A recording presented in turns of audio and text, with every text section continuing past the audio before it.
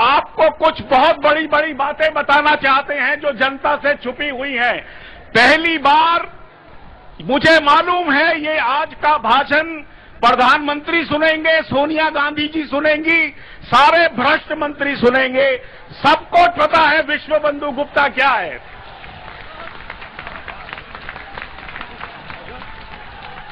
और मैं अपनी बात और आप लोगों की बात वहां तक पहुंचाने के लिए एक एक चीज का आज खुलासा कर दूंगा।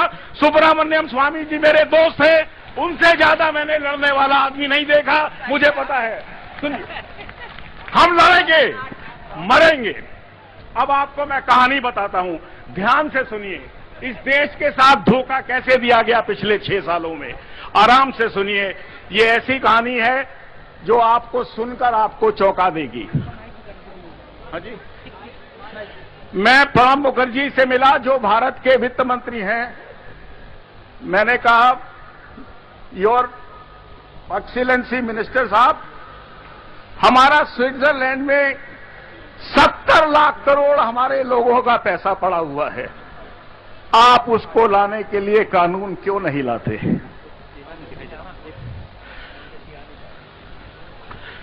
बोले, विश्व बंधु तुमको मालूम नहीं है, स्विट्जरलैंड के भी कानून हैं, उस कानून के अंदर वो हमको ना नाम बताएंगे ना पैसा देंगे।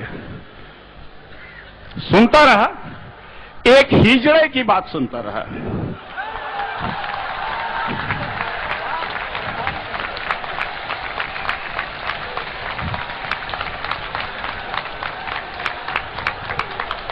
एक हिजड़े की बात सुनता रहा।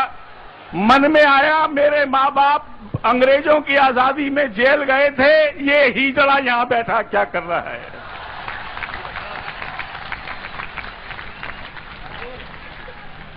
ना वो सिर्फ हिजड़ा है, वो झूठा है।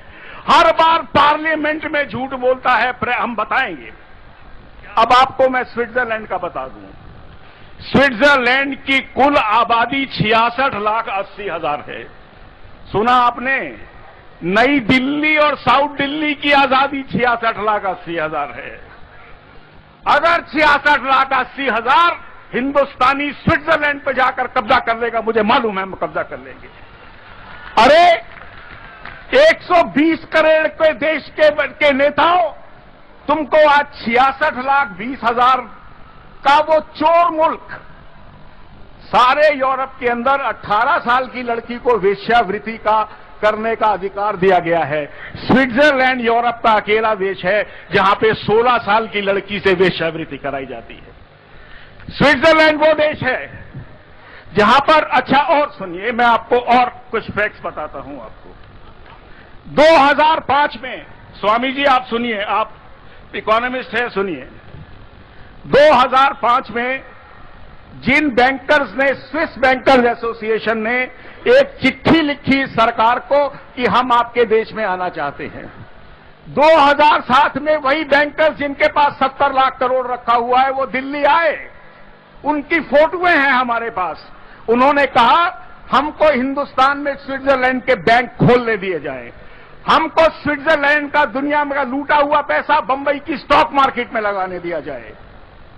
शर्म की बात है।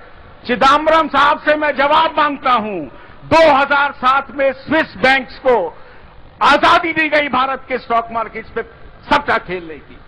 2005 में भारत में 4 स्विट्जरलैंड के बैंक खोले गए और 8 इटली के बैंक खोले गए। ये वो इटली के बैंक हैं जिनमें घाटा हो रहा है, जिसको वहां का माफिया चलाता है। इससे आगे जाने की मुझे जरूरत नहीं है। जैसे बाबा जी ने बोला, मैंने बाबा जी को, मैंने ही लिस्ट दी थी 8 बैंकों की। अगर बहन मेरी सोनिया जी अगर देश को लूटने आई हो तो लाल किले से ऐलान कर दो ऐलान। अगर हम में देश का खून है तो हम जीत लेंगे, और अगर तुम में इटली का खून होने का तुम में गर्व है तो तुम जीत जाना। एक बार ये लड़ाई आर पार की हो ही जाए तो अच्छा है। ये लड़ाई ज्यादा दिन नहीं चल सकती। मैं रोज टेलीविजन के आगे घुट घुट कर नहीं मर सकता इस देश के भ्रष्टाचार से। मैं तंग आ गया हूं, मैं बिल्कुल तंग आ गया हूं। बोलो भारत माता की, भारत माता की, भारत माता की। एक बात और बोलो, स्विस लुटेरो पे मैं बोलूंगा पैसा, आप बोलो वापस दो, वापस दो। स्विस लुटेरो पैसा, स्विस लुटेरो पैसा। इतनी जोर के आवाज लगाओ कि ज्यूरिक पहुंचे। आपको कुछ हसन अली का खुलासा करता हूं। इनकम टैक्स डिपार्टमेंट जिसमें मैं कमिश्नर था, उसने पूना में छापा मारा। छापे में एक लैपटॉप पकड़ा गया जिसमें 17 नाम थे। एक नाम पढ़ा जा सकता था अदनान कशोगी का, बाकी 16 नाम कोडिट थे, समझ नहीं आ रहे थे। हमारे अफसर थक गए। उन्होंने कहा कि साहब ये नाम नहीं पता लग रहे। एक आदमी ने, एक ईमानदार ऑफिसर ने स्विट्जरलैंड को चिट्ठी लिखी, आप इन लोगों के नाम बता दीजिए। और कुछ हुआ ऐसे, उन्होंने कहा हम ये नाम देने को तैयार हैं अगर आपके वित्त मंत्री हमको चिट्ठी लिखते। सुनिए जरा, इस देश के चिदम्बरम का कैरेक्टर देखिए आप। वो आदमी को इस्तीफा देना पड़ेगा। हम आपको उसका कैरेक्टर बताते हैं। हम चिदम्बरम का कैरेक्टर बताते हैं। चिदम्बरम ने क्या किया, 17 आदमियों की लिस्ट लिखी। मुझे कारण मालूम नहीं उन्होंने चिट्ठी क्यों लिखी, लेकिन लगता है उनके मन में घूस खाने का लालच आया। उन्होंने कहा ये 50,000 करोड़ की मोटी मोटी बिल्लियां आ गई हैं, नाम आऊंगा, इनका ब्लैकमेल करूंगा और घूस खाऊंगा।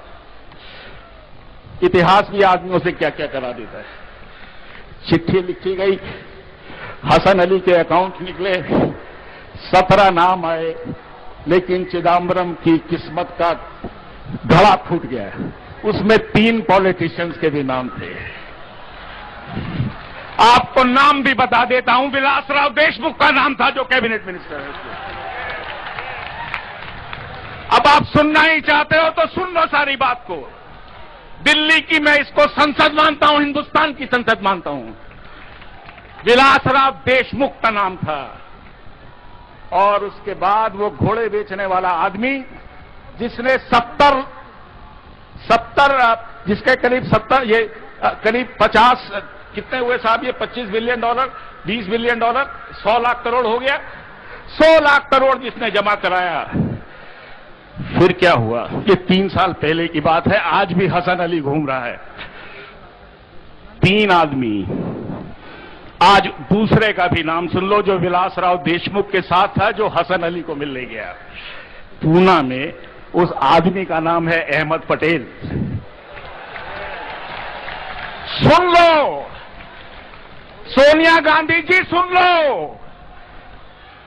बॉम्बे की पुलिस के पास वीडियो फुटेज है उन तीनों पॉलिटिशियंस की जो पूना में रोज रात को मिलते थे। मैं अहमद पटेल से पूछना चाहता हूं, पता नहीं कितने लोग जानते हैं, वो हमारी यूपीए की चेयरमैन के राजनीतिक सलाहकार हैं। मैं नहीं जानता वो कौन सी राजनीति समझाते हैं, क्योंकि उनकी मीटिंग सोनिया गांधी से रोज रात को 12 से 2 बजे के बीच में होती है। भारत के इतिहास में पहली बार मैंने राजनीतिज्ञों को रात को 12 से 3 बजे तक इकट्ठे अकेले बैठे देखा है। अरे उल्लू बैठ जागते हैं उस समय तो।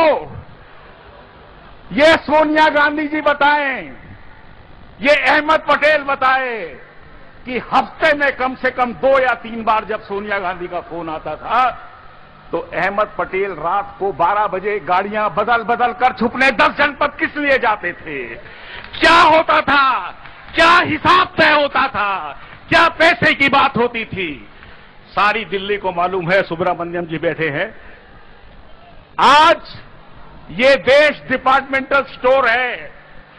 दिल्ली, हिंदुस्तान के इतिहास में इस सरकार ने वाइस चांसलर की पोस्ट भेजी। राज्यसभाएं बिक रही हैं 35 करोड़ की, हर चीज बिकी। और बिकते बिकते यहां तक आ गया, इस मुल्क की जमीन भी सरकार ने बेच दी। हसन अली हमको मालूम है दाऊद का आदमी है। दाऊद का वो ही क्यों है? 2G स्कैम में आपने शाहिद बलवा का नाम सुना? शाहिद बलवा पे 2G स्कैम ने एक आदमी के कारण आज मुल्क में मैं खड़ा होकर बोल पा रहा हूं, वो है सुप्रीम कोर्ट के chief justice of India Kapadia, जो एकदम निहायत ईमानदार आदमी है। मैं चाहता हूं, मैं बोलूंगा, कपाड़िया जी आप हैं, जिंदा रहें। कपाड़िया जी, कपाड़िया जी, कपाड़िया जी। उस आदमी ने मजबूर किया सीबीआई को, आप जाइए, अनिल अंबानी को पकड़िए, टाटा को पकड़िए, शाहिद बलवा को पकड़िए, वीडियोकॉन के दूत को पकड़िए, एसआर के रुइया को पकड़िए, इनको लेकर आइए और आज सब चक्कर काट रहे हैं। लेकिन हुआ इसके बाद कुछ और भी। शाहिद बलवा के यहां जब छापा पड़ा तो बहुत बड़े बिल्डर हैं, वो पहले सड़क पर चलते थे थोड़े दिन पहले, उनके पास कागजों में शाहिद शरद पवार के कागज मिले, हजारों करोड़ घूस के।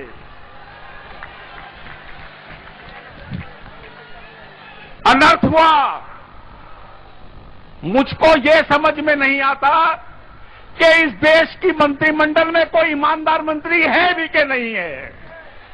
और आपको मैं आज, एक बहुत बड़ी साधु संत लोग बैठे हैं, मैं आपको प्रणाम करता हूं, बाबा को प्रणाम करता हूं। आपको एक बात बताऊं, कुतरोची छुपे बैठे हैं स्वामी जी सुब्रमण्यम जी, उनका एक लड़का है मलिस्मा, MALISSMA, सारे कागजात मेरे पास हैं। मैं कोई बात बिगर कागजात की नहीं करता, मैं कमिश्नर रहा हूं, मैं कोई जरा सी बात भी नहीं करता। मलुस्मा, अब ये कुछ इटली में कुछ और तरह से बोल रहे हैं जो मुझे पढ़ने में आया। उस आदमी ने 2005 में अंडमान निकोबार में तेल की खुदाई का ठेका लिया, इस सरकार के अंदर लिया। जिस कुतरोची को ये आप स्वामी जी बोलते हैं, ढूंढो, मलिस्मा को इटली की सबसे बड़ी racketeer company ENI limited India के नाम से खोला गया। कुतरोची के लड़के का दफ्तर मेरिडियन होटल के अंदर है। चल पड़ो, चलो वहीं तोड़ के तोड़ देते हैं उसको साले का।